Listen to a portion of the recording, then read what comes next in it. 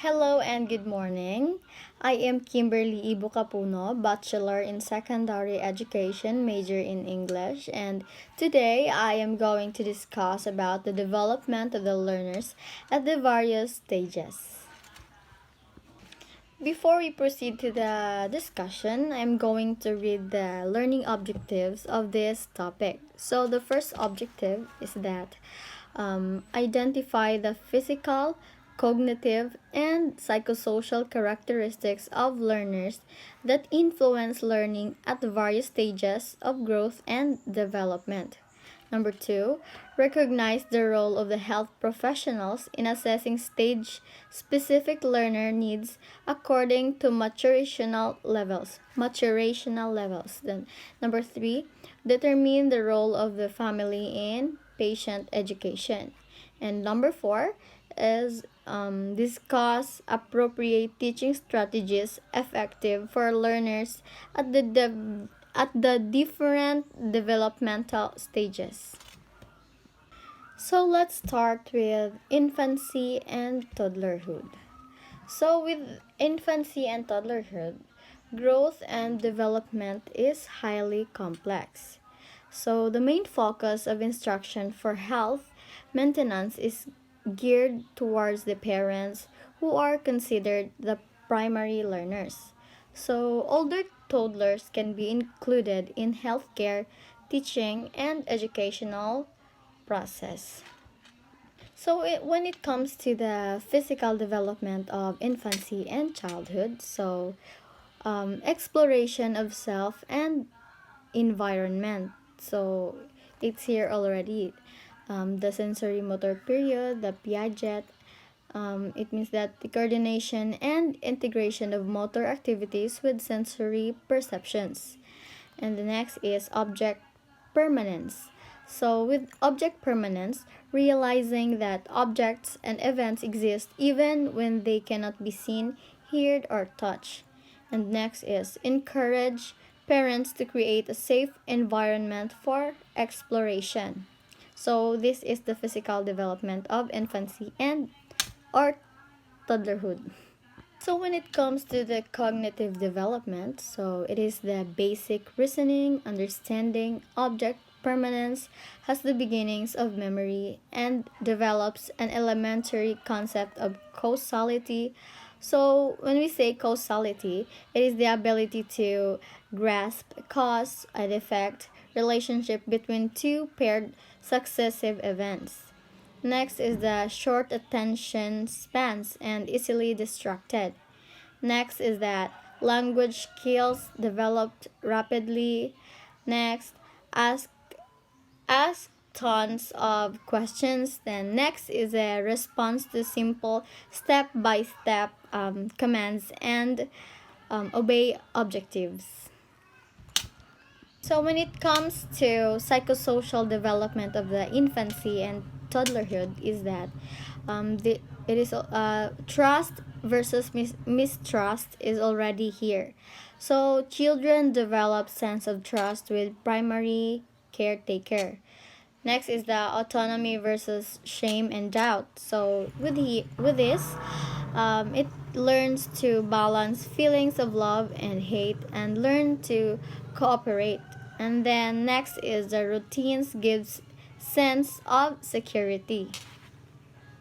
So the teaching strategies of infancy and toddlerhood is that are this we should teach aspects of normal development, safety, health promotion, and disease prevention.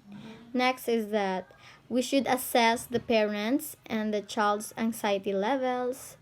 Next is the establish a relationship with child and parents. Next is we should teach in a familiar environment. So let's proceed to the early childhood. So when we say early childhood, it is at the age of 3 to 5 years old. So the physical development of early childhood is they already have fine and gross motor skills and it will become refined. And then when we say cognitive development, it already has a Piaget or the pre-operational stage or and then the egocentric, and also precocious thinking. So precocious thinking, it allows young children to understand that people can make things happen.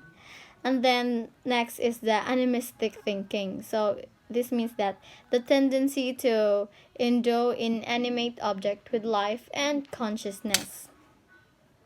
So let's proceed to the middle and late childhood. Middle and late childhood, it is at the age of 6 to 11 years of age. And then its physical development are motor abilities more coordinated, physical growth is highly variable, girls or boys.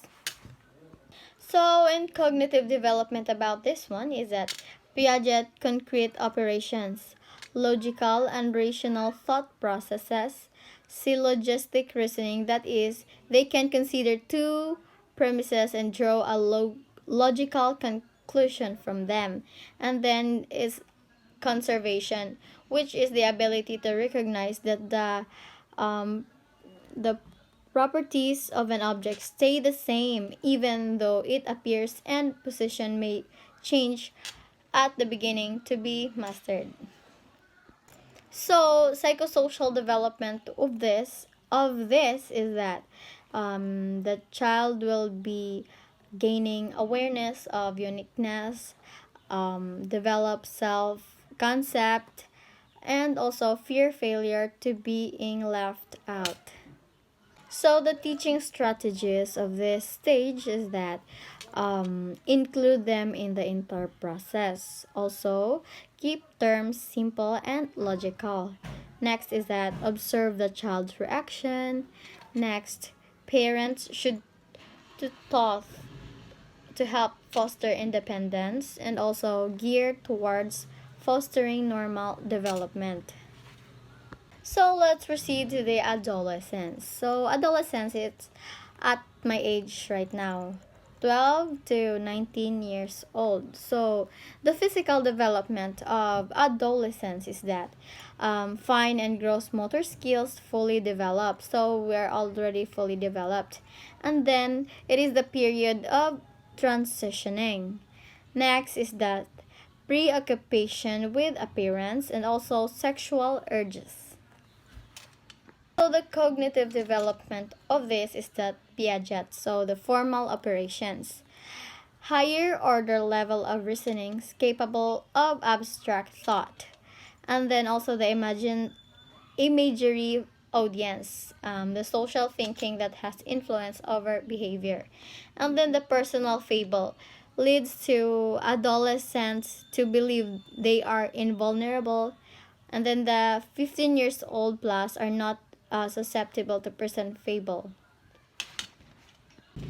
So the psychosocial development of adolescence is seeking independence and autonomy. Next is conform to peers, and then needs to develop coping skills. So in adolescence, there are also barriers of learning. This is the rebellious, and then concerned with fitting in. Next is 20% have serious health issues and also imaginary audience, so and personal fable. So the teaching strategies of this is that develop trusting relationship, use peers going through similar experience, and also use a variety of tools. So I think that would be all about this topic, and I know we already learned this because it is already taught to us, and thank you for listening.